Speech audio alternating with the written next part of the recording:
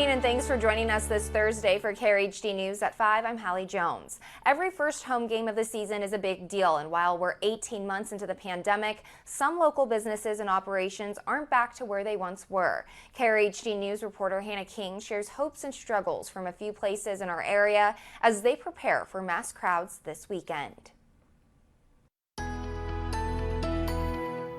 College Station will see pre-pandemic numbers flood Kyle Field Saturday as the Aggies suit up for their first home game of the season. But a big question remains: are local businesses, bars and restaurants ready, or are recent labor setbacks still proving to be a challenge?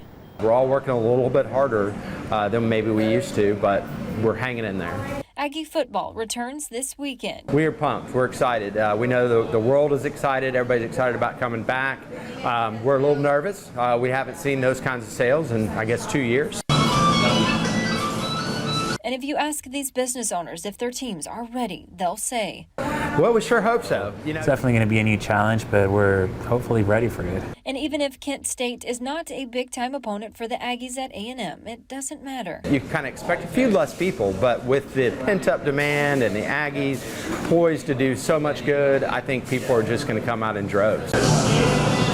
As staffed and as prepped as he and his 3 restaurants can be, this business owner says staffing and dependability are still obstacles. I've probably hired 15 to 20 people in the last 4 weeks that actually don't even work here. And for a typical summer in a college town for Beckman, they go from 30 employees to 75, which normally happens in August.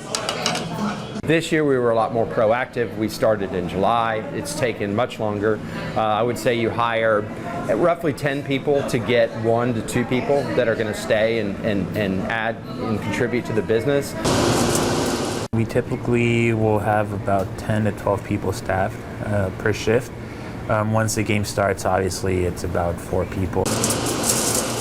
Hiring, a process taking a little bit longer than most years for more shops than none. But this year we don't have 12 people staffed currently, so that's definitely a problem. And for a place that relies a ton on catering during football season. And it's really hard to say no, because you know that one catering can pay your rent or can pay, a week of labor. It's really big events. But saying yes could mean a delivery might take a little bit longer. It's just a matter of working together and having all the staff, in a relaxed environment and mentally prepared for what's coming. A weekend full of learning for so many as the new season starts. In Brazos County, Hannah King, KRHD News.